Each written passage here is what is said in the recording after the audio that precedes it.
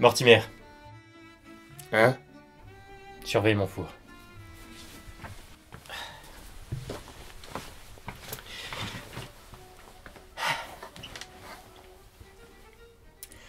Bon.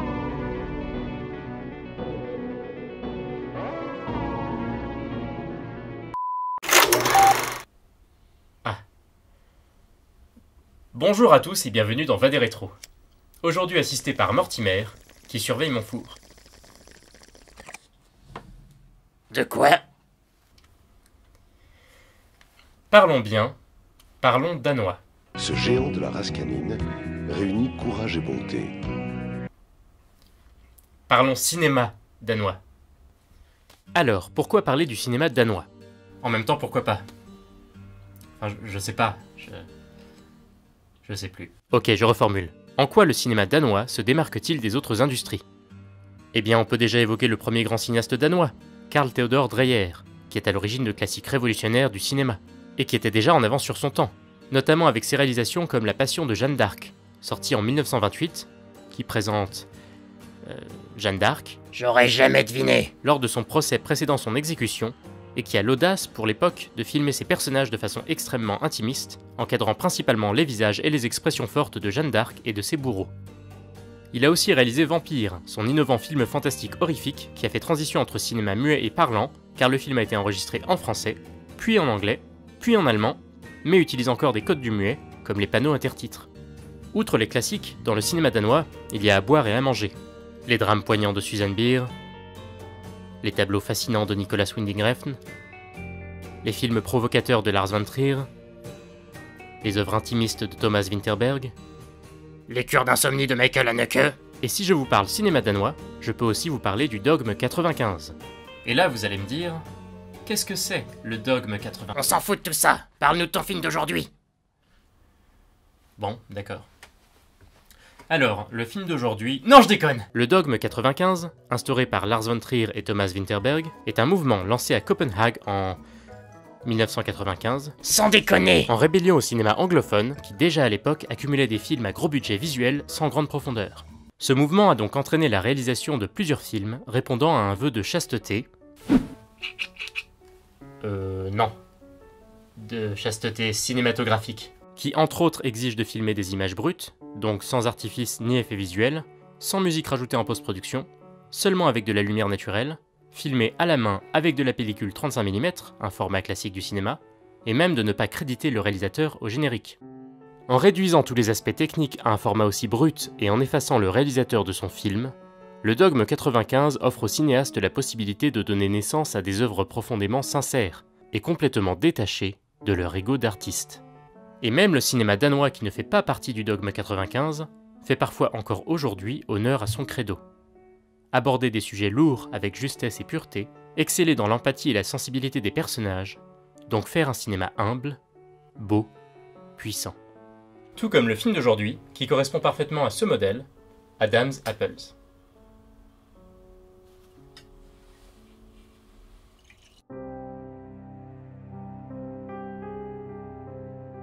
Adam's Apples, ou Adam's Ebler dans sa version originale, ou encore La Proéminence laryngée en québécois, non je déconne, est une comédie noire germano-danoise sortie le 15 avril 2005 au Danemark et le 12 juillet 2006 en France, réalisée par Anders Thomas Jensen, un réalisateur, scénariste et acteur danois qui a débuté au cinéma en réalisant 3 courts-métrages, dont le court-métrage Valkaften,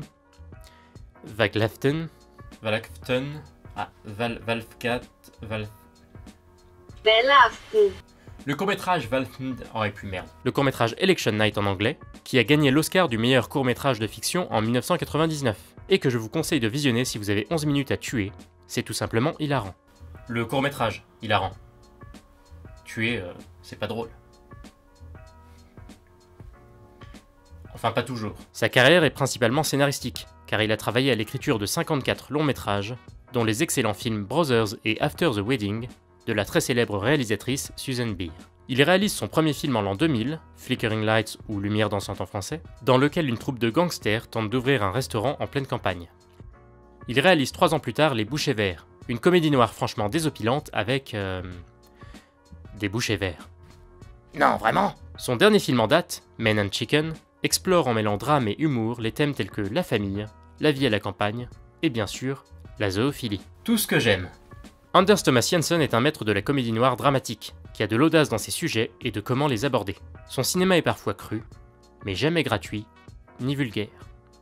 Et pour être honnête, ça a été difficile pour moi de choisir entre ces 4 films, car ils sont tous très riches, très drôles et très touchants. Je sais que je vous conseille souvent de vous initier aux films des réalisateurs que j'analyse, mais pour Anders Thomas Jensen, je vous mets au défi de regarder n'importe lequel de ces films sans être un minimum conquis. C'est pour moi un des rares réalisateurs à avoir fait jusqu'ici du sans faute sur toute sa filmographie. Et c'est pas peu dire. Dans Adam's Apples, son 3e film donc, Jensen regroupe ses acteurs fétiches. D'abord le talentueux Ulrich Thomsen, qui s'est fait connaître surtout par le film méga culte Festen de Thomas Winterberg, dans lequel il casse la baraque, mais que je vous conseille aussi pas seulement dans un film, mais aussi, une fois n'est pas coutume, dans une excellente série, Banshee, une série pleine de sang, Ouais. de sexe, Ouais. et d'amish. Ouais. Autre tête d'affiche, Mads Mikkelsen, qui est l'acteur du siècle. Mads Mikkelsen, il est trop bon, il est trop fort, il pète la classe. Non, mais même dans les films que je peux pas blairer, je trouve qu'il sauve quelques scènes. Je l'ai surtout découvert dans La Chasse, de Thomas Winterberg également. Alors celui-là, je vous préviens, si vous le regardez pas, eh ben c'est dommage. On a donc du super casting dans les premiers rôles, mais je ne vous parle même pas de Nicolas Leikas, Ole Thestrup et Nicolas Bro, qui ont des rôles moins conséquents, mais qu'on retrouve dans tous les films de Jensen, et qui nous offrent à chaque fois de belles performances. Oh, c'est trop cool. Tu trouves ? Non, j'en ai rien à secouer. Adam's Apples raconte l'histoire d'Adam, un skinhead néo-nazi fraîchement sorti de prison pour rejoindre un programme de réhabilitation en pleine campagne, aux côtés de Khalid, un braqueur de banque réhabilité pour meurtre, et de Gunnar, un violeur kleptomane alcoolique et ancien joueur de tennis, réhabilité pour avoir mordu la ligne pendant un service, je suppose. Cette charmante communauté est sous la tutelle d'Ivan, un prêtre qui croit dur comme fer en la bonté de l'homme, et qui va mettre toute sa volonté et son énergie pour prouver à Adam que personne n'est foncièrement mauvais. Sachant que chaque réhabilité doit se trouver une croisade personnelle, Adam choisira, en guise de moquerie, de faire une tarte aux pommes, avec les pommes du pommier du jardin. Moi perso j'aurais choisi de coudre une chaussette, mais on m'a rien demandé quand je suis sorti de prison. Entre Ivan et Adam va se jouer un combat entre volonté et provocation, dont personne ne sortira indemne. Adam's Apples a la particularité d'aborder des sujets certes vieux comme le monde, mais les aborde avec une profondeur et une originalité hors du commun, requestionnant notre définition de la religion et de la justice. Outre la photographie très sobre et pourtant magnifiquement travaillée, regardez-moi ces plans, c'est magnifique, je m'en lasse pas. La petite campagne danoise qui nous est présentée a tout d'un trou abandonné du reste de l'humanité. C'est un univers qui semble délaissé de Dieu et du reste du monde, et dans lequel on ne rencontre que les rebuts de l'humanité, les anti-héros sans espoir, ceux qu'on préférerait fuir, mais qu'on va apprendre à aimer. D'un côté on découvre Adam, qui est ironiquement le personnage le plus rationnel de la troupe, et donc celui auquel on va s'identifier, et qui se retrouve plongé contre son gré en pleine piété, à devoir assister aux messes, à se faire réveiller chaque matin par les cloches d'église, et qui va faire face à des éléments naturels désastreux aux aspects de calamité divine, qui semblent chercher à remettre en question son incrédulité face à Dieu. Et de l'autre côté de la balance, on découvre Ivan, le prêtre maudit, dont la foi inébranlable est secouée par un mélange de maladie et de folie, et qui trouve des signes divins là où il n'y a rien. Mais là encore, tout n'est qu'une question de perspective. Alors le film est riche en clins d'œil aux références au texte de la Genèse, avec évidemment Adam, la pomme, la tentation, les punitions divines. Et puis Ivan, c'est un petit peu la version masculine de Ève. Du coup, les deux protagonistes, Adam et Ivan, eh ben c'est un petit peu... non, c'est n'importe quoi. Le combat mené entre Adam et Ivan est d'ailleurs directement approché comme une allégorie assez amusante du livre de Job, directement abordé dans le film. Et là, vous allez me dire... Rien à foutre. Non! Vous allez me dire... Le livre de Job, c'est quoi? Je m'en tamponne le coquillard. Faisant partie des textes de la Torah et de l'Ancien Testament, le livre de Job raconte l'histoire de Job... Non! Sans déconner! Ok, ça va! L'histoire de Job, donc, l'un des plus fervents serviteurs de Dieu. Un jour, Satan va voir Dieu et lui paraît que Job ne le servirait plus s'il le mettait dans la misère la plus noire. Le Tout-Puissant, en réponse à la provocation de Satan, autorisera le diable à maudire le pauvre homme comme il le souhaite, pour prouver la loyauté de Job envers lui, quelle que soit la situation. Satan va lui faire perdre son bétail, détruire tous ses biens, tuer ses enfants, lui filer la lèpre, pisser dans son écuelle, chier dans ses chaussons. Ouais, Satan quand il s'y met, c'est pas Chantal Goya. La femme de Job insiste pour qu'il maudisse Dieu dans son agonie, et la plupart de ses amis lui disent que si tout ça lui arrive, ça doit être parce qu'il l'a cherché, d'une façon ou d'une autre. et qu'il doit reconnaître ses erreurs et confesser ses péchés. Mais Job, lui, accepte son sort et reste fidèle à Dieu, d'où la fameuse phrase « Le Seigneur a donné, le Seigneur a repris, loué soit le Seigneur ».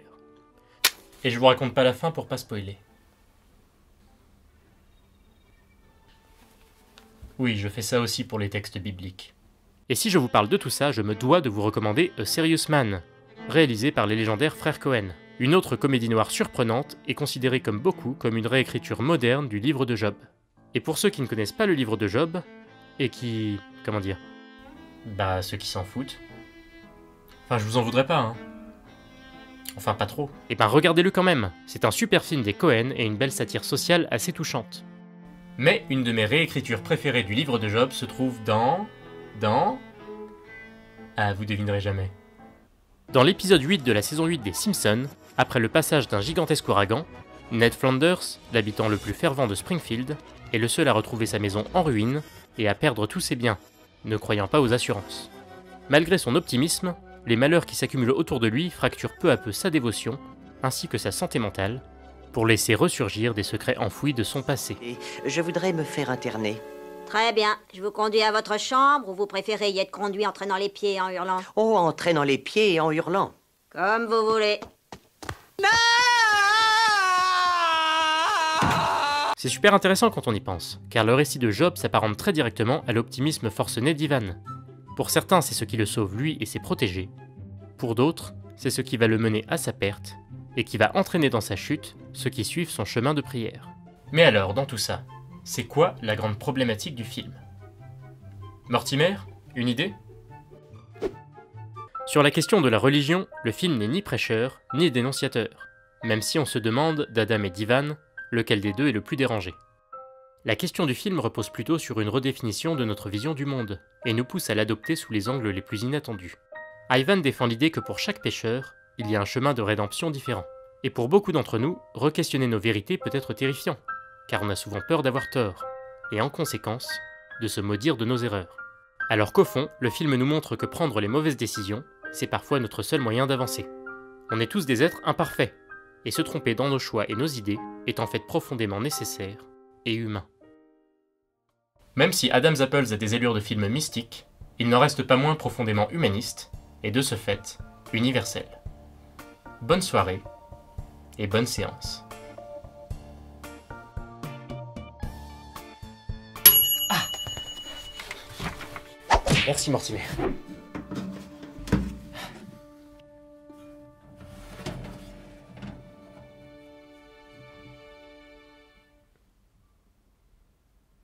Mais qu'est-ce que...